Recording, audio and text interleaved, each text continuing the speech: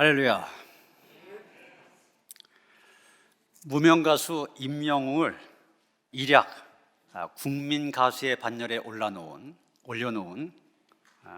트로트의 영웅으로 만든 곡이 그 제목이 무엇이 중한디 이런 제목입니다. 제가 노래도 모르고 들어보지도 못했는데 가사를 보니까 굉장히 은혜스럽더라고요. 성서적입니다. 뭘 어떻게 시작하냐면 무엇이 중한디 정답은 바로 사랑이더라. 마지막도 그겁니다. 무엇이 중한디 정답은 바로 사랑이더라. 예수님이 첫째 계명, 가장 중요한 계명이 무엇입니까? 물었을 때 하나님 사랑, 이웃 사랑 그러셨잖아요. 또 새 계명을 너에게 주니 서로 사랑하라. 성경에서 가장 중요한 단어는 사랑입니다. 그런데 이 사람도 그렇게 얘기하더라고요. 무엇이 중요하냐? 그것은 사랑이다. 그렇게 노래하고 있습니다. 스티븐 코비라고 하는 사람은 소중한 것을 먼저 하라 이런 제목의 책을 썼는데 여기에서 강조한 것도 바로 그겁니다. 우선순위의 중요성. 그래서 이 책의 핵심도 그겁니다. 중요한 것을 먼저 해라. 우리가 살아가다 보면 급하게 처리해야 될 것 있잖아요. 급한 거 먼저 하지 말고 중요한 것을 먼저 하라. 그렇게 얘기합니다. 사실 우리의 삶을 가만히 돌아다 보면은 우선순위를 제대로 정해야 되는데 그것을 제대로 정하지 못하다 보니 많은 혼란이 일어난 것을 보게 됩니다. 아무리 열심히 수고하고 일을 해도 이 우선순위가 잘못되어 있으면 중요한 것을 성취하지 못할 수가 있습니다. 그것은 우리의 신앙생활도 마찬가지입니다. 신앙생활을 해나가는 가운데 있어서 먼저 해야 할 것이 있고 나중에 해야 될 것이 있습니다. 오늘 보면 바로 앞에 17절에 보면 예수님이 그런 말씀하십니다. 내가 이 세상에 왜 왔느냐? 율법을 폐하러 온 것이 아니라 완전하게 하기 위해서 왔다. 이렇게 선언하신 것을 보게 됩니다. 왜 이런 말씀하셨느냐? 지금까지 유대인들이 율법을 잘못 해석해 왔습니다.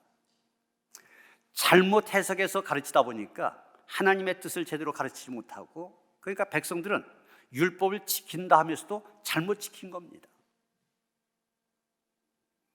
이제 예수님 그 율법을 새롭게 해석하시겠다.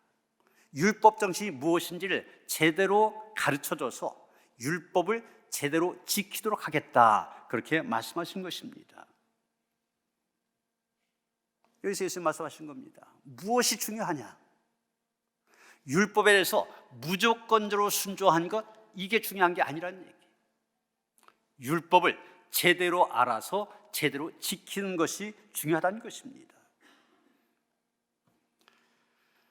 그럼 마태복음 5장에 보면은 예수님께서 그런 율법을 새롭게 해석하신 내용들이 쭉 기록이 되어져 있습니다. 그런데 형식이 있어요.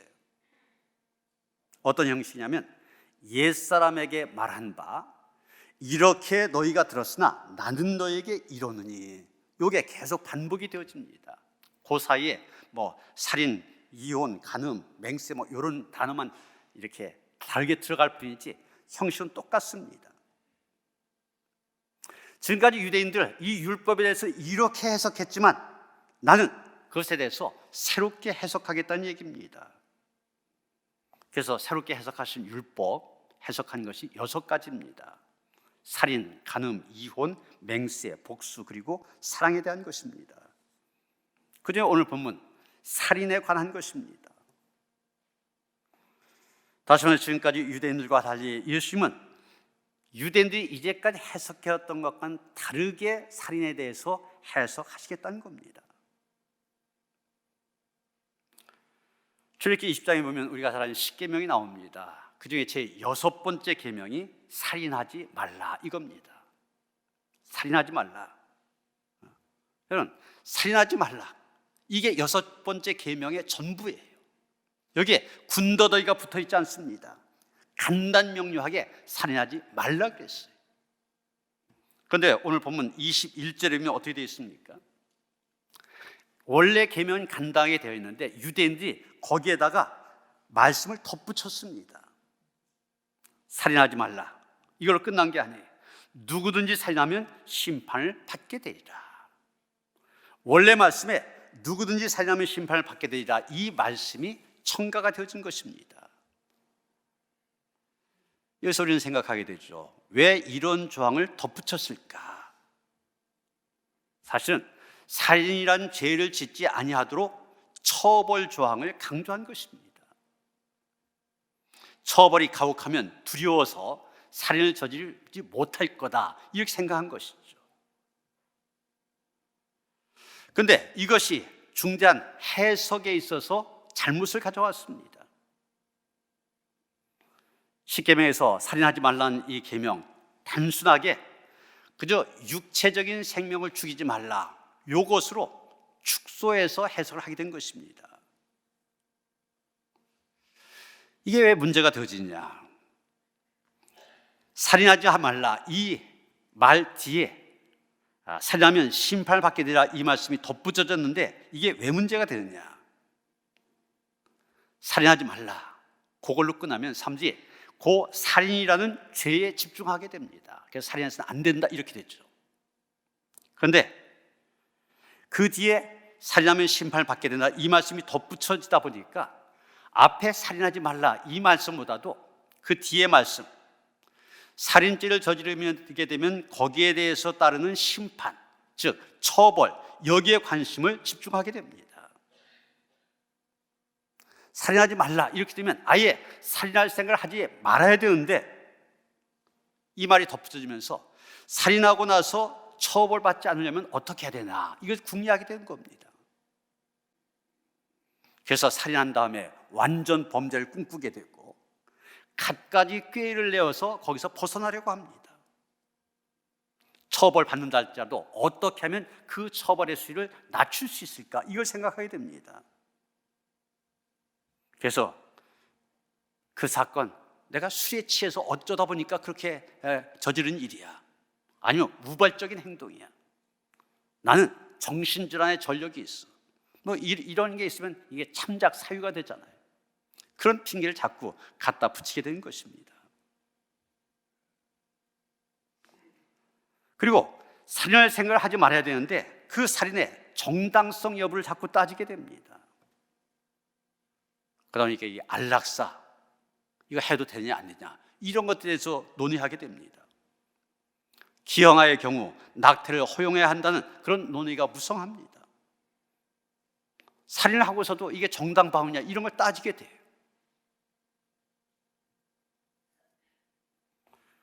그리고 우리가 또 한 가지 생각해야 되는 것은 6번째 계명, 살인하지 말라, 이 말씀 속에는 아주 소중한 정신이 담겨 있습니다. 그 정신이 뭐냐? 인간의 생명을 존중하고 사랑하라는 정신입니다.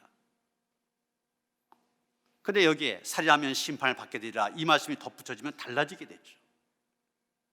그 소중한 정신, 생명 존중의 정신은 사라지게 되고 살인 행동만 부각되게 됩니다.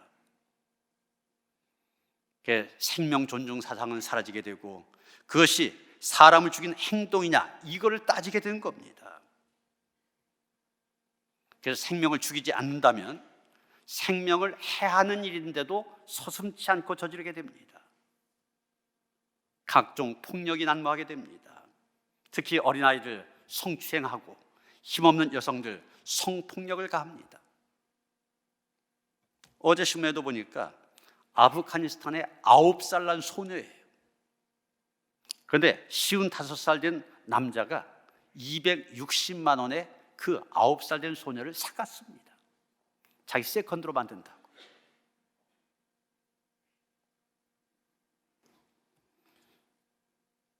왜 이런 일들이 생기냐? 말씀을 잘못 해석한 데서 이런 일이 생기는 것입니다. 우리는 뒤에 덧붙인 것이 아니라 원래 하나님께 주신 계명, 살인하지 말라는 이 10계명의 조항을 제대로 해석하고 그 계명을 제대로 지킬 수 있어야만 됩니다. 지금 예수님께서 하시려고 한 게 바로 그겁니다. 잘못 이해하고 있으니까 그것을 바로잡아 줘야 되겠다는 거예요. 살인에 대해서 제대로 해석해서 그 계명을 지키도록 하겠다는 것입니다. 그런데 예수님의 해석 간단합니다. 살인이 뭐냐? 생명을 죽이는 일, 그것만 지금 그거로만 이렇게 갖춰져 있는데, 그것이 아니라, 거기에 그친 것이 아니라 생명을 함부로 대하는 일도 살인 거기에 다 포함이 되는 행동이라는 얘기입니다. 다시 말해서 육체적인 살인은 물론이고 정신적인 살인, 나가서 영적인 살인까지 여기에 다 포함이 된다는 얘기예요. 창세기 9장 6절에 보면 이렇게 말하고 있습니다. 다른 사람의 피를 흘리면 그 사람의 피도 흘릴 것이니 이는 하나님이 자기 형상대로 사람을 지으셨습니다. 여기 성경은 왜 사람이 다른 사람의 생명을 해하지 말아야 되냐, 그 이유에 대해서 얘기하고 있습니다. 그 이유는 바로 그 사람도 하나님의 형상대로 지음을 받은 존귀한 존재이기 때문이라는 얘기예요. 그렇습니다. 살인하지 말라고 한 이 말씀 속에는 우리 한 사람 한 사람 다 하나님의 형상대로 지음받은 존귀한 존재라는 뜻이 담겨져 있는 것입니다. 존귀한 존재인 만큼 존귀하게 여겨라. 또 하나님께서 존귀하게 지으신 사람들 함부로 대하면 그것은 하나님을 욕되게 한 것이다. 이런 뜻도 그 가운데 함께 담겨져 있는 것입니다. 예수님은 이런 해석을 바탕으로 하여서 우리 그리스도인들이 지켜야 될 소중한 교훈을 말씀하고 있습니다. 먼저 예수님이 말씀하신 것은 다른 사람들 함부로 대하지 말라는 겁니다. 그것을 좀 더 자세히 하신 말씀이 22절 말씀입니다. 난 너에게 이르노니 형제에게 노한 자마다 심판을 받게 되고 형제를 대하여 나가라 한 자는 공회에 잡혀가게 되고 미련한 놈이라 한 자는 지옥불에 들어가게 되리라. 하나님께서 하나님의 형상대로 존귀하게 지으신 사람들 함부로 대하게 될 때 살인과 똑같다는 얘기입니다. 이 세 가지 우리가 좀 더 자세히 살펴보려고 그러는데, 첫째, 화를 내지 말라는 겁니다. 형제에게 노하는 자마다 심판을 받게 되고 그렇지 않습니까? 형제에게 화를 내는 것 그 자체가 살인과 다름이 없다는 얘기입니다. 신약성경에 헬라어로 쓰여져 있는데, 이 헬라에는 화를 낸다 이렇게 표현할 때 두 가지 단어가 있습니다. 하나는 두모스라고 하는 단어가 있습니다. 이건 순간적으로 우리가 내는 화를 가리켜서 두모스 그럽니다. 저 사람에 대해서 내가 화가 난다기보다는 그 사람이 한 지금의 행동이 나로 하여금 화나게 만드는 거예요. 이런 화는 오해를 풀고 용서하고 쉽게 화해하면서 원래 상태로 돌이킬 수가 있습니다. 부부싸움은 칼로 물베기 그러지 않습니까? 왜 그렇습니까? 부부간에 서로 사랑하지만 어떤 행동 때문에 화가 날 수가 있어요. 그래서 싸움도 하게 됩니다. 그렇지만 금방 화해하고 언제 그랬나 싶게 그렇게 살아가게 되지 않습니까? 이런 화를 가리켜서 두모스 그런 겁니다. 그런데 또 하나의 단어가 있는데 오르게라고 하는 단어가 있습니다. 오르게. 이것은 오랜 뿌리를 가지고 있는 화예요. 이런 화는 원한이 되어 가슴 깊이 묻어 있습니다. 평상시에 겉으로 볼 때는 아무 일도 없어 보입니다. 그런데 어떤 사건이 생겨갖고 화를 내게 되면 속에서부터 있던 원한이 다 밀고 올라오게 됩니다. 이 화가 증폭되어지면서 걷잡을 수 없이 되는 거예요. 이럴 때 화해가 안 됩니다. 관계가 끝나고 말아요. 여러분, 오늘 본문에서 말하는 화가 바로 이 두 번째 얘기한 오르게입니다. 평상시에 관계가 깨져 있습니다. 사랑이 싸늘하게 식어 있습니다. 심할 경우 속에 분노가 감춰져 있습니다. 그러다가 어떤 계기가 되면 확 터지는 거예요. 폭발하게 되는 거예요. 크게 화를 내게 되고 이것이 정신적인 살인이 되어지는 것입니다. 여러분, 화를 내서는 안 됩니다. 우리의 마음속에 누군가에 대한 분노의 뿌리를 남겨놔서는 안 됩니다. 두 번째는 욕하지 말라는 겁니다. 형제를 대하여 라가라 하는 자는 공회에 잡혀가게 되고 그랬는데, 여기 라가라고 한 말, 이 머리가 빈 깡통아 이런 뜻입니다. 또 다른 표현으로 이 꼴통, 이 무식한 놈, 이 곰탱이 이런 뜻이 여기에 담겨 있어요. 그 사람의 인격을 모독한 욕입니다. 그런데 이렇게 형제에게 이런 라가라고 욕한 것 그 자체가 살인과 다름이 없다는 얘기입니다. 요즘 인터넷 시대에 새로 생긴 용어 가운데 하나가 악플이란 말입니다. 좀 연세 드신 분들은 무슨 얘기인가 하실 텐데, 악의적인 댓글을 가리켜서 악플 그럽니다. 인터넷 블로그나 홈페이지에 리플이라고 하는 댓글을 달게 됩니다. 댓글 다는 사람들이 자기 정체를 숨긴 채 인격 모독적인 비방이나 인신공격, 그래서 마음에 씻을 수 없는 커다란 상처를 주는 글, 그런 거를 막 올립니다. 이런 것을 악플이라고 그러는데, 많은 사람들이 이 악플 때문에 힘들어해요. 심지어 유명 연예인들 가운데 악플에 시달리다가 자살한 사람들 종종 나오지 않습니까? 이건 누군가를 욕한다고 하는 것, 그 사람의 인격을 모독한 것이 되고 그 사람의 마음에 큰 상처를 남기게 됩니다. 이런 걸 인격적인 살인이라 말할 수 있는 것입니다. 그래서 인격을 모독하거나 명예를 훼손한 말과 행동 조심해야 됩니다. 세 번째, 무시하지 말라는 겁니다. 미라한 놈이라 한 자는 지옥불에 들어가게 되리라. 형제를 무시한 것 그 자체가 살인과 다름이 없다는 겁니다. 여기 미라한 놈이라는 말, 헬라어 원어로 모로스 이런 말입니다. 바보짓을 하고 다니는 사람, 그런 뜻입니다. 상대할 수 없는 사람, 이런 뜻도 있습니다. 그래서 상대방을 무시하고 더 나아가서 경멸하는 단어가 바로 이 미라한 놈, 모로스 이런 말입니다. 어떤 분이 아주 찢어지게 가난한 집에서 자랐습니다. 머리는 좋고 능력은 있는데 환경이 열악합니다. 그래도 일하면서 열심히 공부했습니다. 제대로 된 학교를 다닐 수가 없어서 검정고시 과정을 거치면서 하나씩 과정을 밟아가고 있었습니다. 그러다가 직장에서 함께 일하던 여자분과 결혼을 하게 됩니다.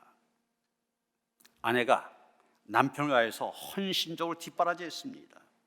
그래서 이 남편, 아내 덕에 공부에만 전념할 수 있게 되어지고 대학 마치고 대학원까지 마치게 됩니다. 이제 승승장구하며 성공 가도를 달리게 되었습니다. 그런데 가만히 생각해 보니까 아내가 짐이 됩니다. 지금 이만큼 올라간 자기와는 격이 맞지 않는다고 생각하게 됩니다. 자기 출세 가도에 전혀 도움이 되지 않는다고 생각합니다. 그러다 보니 아내를 무시합니다. 직장 동료나 친지들에게 아내를 소개하지도 않습니다. 부부 동반 모임인데도 늘 혼자 다닙니다. 아내의 마음에 한이 맺힙니다. 자기가 어떻게 해서 남편을 그 자리까지 올라가게 만들었는데, 그래서 자기도 나름대로 검정고시 학원도 다니고 방통대도 다니고 몸부림치지만 이미 벌어진 격차 따라갈 수가 없습니다. 견디다 못해 아내는 통곡하게 됩니다. 여러분, 사람을 무시해서는 안 됩니다. 왜냐? 무시한 것 자체가 정신적인 살인 행위가 되어지기 때문입니다. 이제까지 예수님께서는 하지 말아라 소극적으로 말씀하셨다면 이제 적극적으로 하라고 말씀하시는데 무엇을 하라고 하십니까? 화해할 것을 말씀하십니다. 이제까지는 상대방 함부로 대하지 말아라 말씀하셨는데 적극적으로 화해를 시도하라고 말씀하십니다. 그래서 서로가 하나님의 형상으로서 존귀하게 여기는 자를 회복하라는 말씀입니다. 그래서 아주 구체적인 행동 지침을 말씀하시는데 23절 24절 뭐라고 하셨습니까? 그러므로 예물을 제단에 드려다가 거기서 내 형제에게 원망 들을 만한 일이 있는 것이 생각나거든 예물을 제단 앞에 두고 먼저 가서 형제와 화목하고 그 후에 와서 예물을 드리라. 여기 한쪽 편에 하나님께 예물을 드리는 일이 있습니다. 또 다른 편에 형제와 화목하는 일이 있습니다. 이 두 가지 중에 예수님 무엇이 중요하다고 하셨습니까? 무엇을 먼저 하라고 하셨습니까? 무엇이 우선이 돼야 된다고 하셨습니까? 형제와 화목한 일. 하나님께 제물을 드리는 일이 아니라 형제와 화목한 일, 이걸 먼저 하라고 말씀하셨습니다. 왜 그러셨습니까? 형제와 화목하지 않은 상태에서 하나님께 드린 예물 아무런 소용이 없다는 겁니다. 여러분, 인류 최초의 살인자 가인 분명히 하나님께 예물을 드렸습니다. 하나님께 예물을 드린다고 하는 거 믿음 없이 할 수 없는 일이잖아요. 예물을 드렸습니다. 그런데 그 아우 아벨과 화목하지 못하다 보니 어떻게 되었습니까? 오히려 자기가 드렸던 그 예물이 화근이 되어버렸습니다. 왜? 아벨이 드린 예물은 하나님이 받으셨는데 내가 드린 예물 하나님 받지 않으셨느냐? 그 이유 때문에 자기 동생 아벨 죽이고 말았습니다. 형제와 화목하지 않은 상태에서 하나님께 드린 예물 소용이 없다는 얘기입니다. 신약에 나오는 서기관과 바리새인들 마찬가지였습니다. 여러분, 예물 드리는 일에 있어서 이 사람들 굉장히 철저한 사람들이었습니다. 마태복음 23장 23절에 보면은 이 사람들은 조상들이 가르친 것에 따라서 박하와 해양과 근처의 11조까지도 하나님께 드렸다고 했습니다. 자기들 수입의 11조뿐만 아니라 박하와 해양과 근처의 11조. 이 사람들 박하는 입 아닙니까? 입을 땁니다. 그리고 그 입을 하나하나 다 셌어요. 그들의 10분의 1을 하나님께 11조라고 드렸습니다. 해양과 근처도 마찬가지입니다. 해양과 근처의 씨앗을 채취했습니다. 그리고 그 씨앗의 숫자, 그 조그만 씨앗의 숫자를 하나하나 다 셌습니다. 그 가운데 10분의 1 하나님께 드렸습니다. 여러분, 이 정도가 얼마나 철저한 사람들입니까? 철저하게 예물을 드렸던 사람들입니다. 그런데 예수님 그들 뭐라고 책망하셨습니까? 너희가 박하와 해양과 근처의 11조는 드렸지만 율법에 더 중한 바 정의와 긍휼과 믿음은 버렸도다 말씀하셨습니다.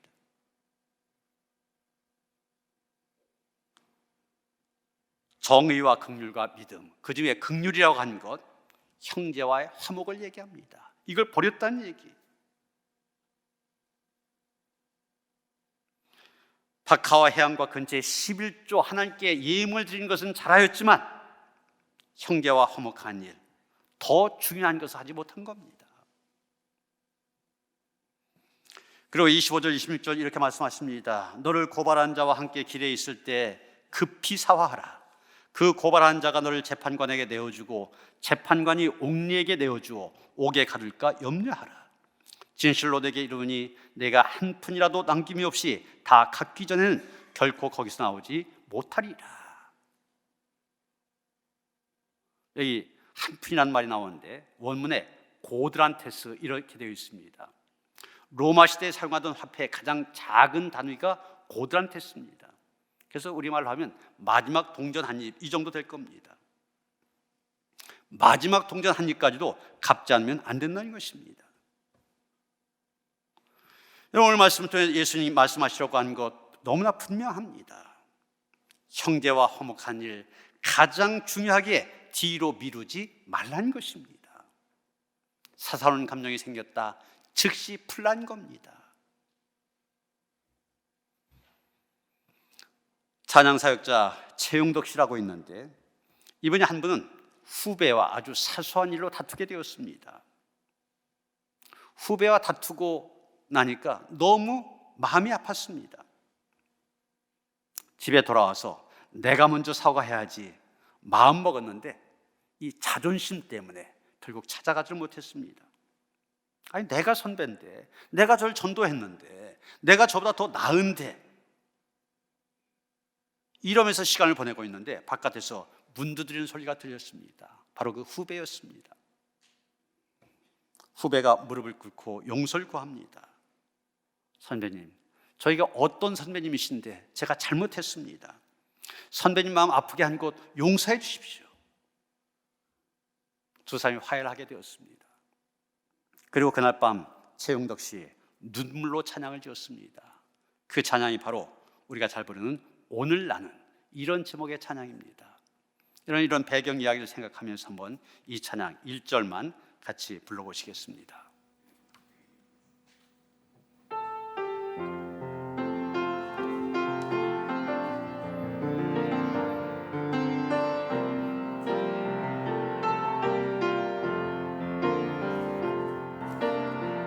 내가 먼저 손 내밀지 못하고, 내가 먼저 용서하지 못하고, 내가 먼저 웃음 주지 못하고, 이렇게 머뭇거리고 있네. 그가 먼저 손 내밀기 원했고, 그가 먼저 용서하길 원했고, 그가 먼저 웃음 주길 원했네. 나는 어찌 된 사람인가. 오 간교한 나의 입술이여, 오 억울한 나의 마음이여, 왜 나의 입은 사랑을 말하면서, 왜 나의 마음은 화해를 말하면서, 왜 내가 먼저 져줄 수 없는가, 왜 내가 먼저 손해볼 수 없는가. 오늘 나는, 오늘 나는 주님 앞에서 몸둘 바 모르고 이렇게 흐느끼며 서 있네. 어찌할 수 없는 이 마음을 주님께 맡긴 채로. 아멘. 사랑하는 성도 여러분, 지금 하나님 앞에서 내가 먼저 할 일이 무엇입니까? 무엇이 중요한디? 무엇이 중요합니까? 그것은 바로 용서의 삶을 사는 것입니다. 화해자의 길을 걸어가는 것입니다. 우리의 마음이 참 요상합니다. 사랑할 때는 온 우주를 다 품을 것처럼 넓어요. 그런데 그런 마음이 미움과 분노의 감정에 사로잡히게 되면 바늘 하나 꽂을 자리가 없는 옹졸한 모습을 보여주게 됩니다. 나의 자존심, 나의 이기심, 나의 교만함 때문에 먼저 손 내밀지 못하고 있지 않습니까? 우리 모두 주님의 십자가의 사랑을 기억하며 내가 먼저 용서를 선포하고 내가 먼저 사랑으로 다가가는 화해자로, 참된 예배자로 살아가는 그런 성도들 되시기를 주님의 이름으로 축원합니다. 하나님, 하나님께로부터 큰 사랑을 받은 우리들입니다. 그렇기 때문에 우리의 죄야 잘못된 거 다 품어주시는 은혜를 입었습니다. 그 넓은 마음으로 우리의 이웃을 대하고 형제 자매를 대하기를 원합니다. 화해자로 세상을 살아가게 하여 주시옵소서. 우리 안에 있는 모든 분노, 화 가라앉힐 수 있게 하시고 하나님께 주시는 사랑, 평안함, 기쁨만이 충만케 하시옵소서. 예수 그리스도의 이름 받들어 기도하였사옵나이다. 아멘.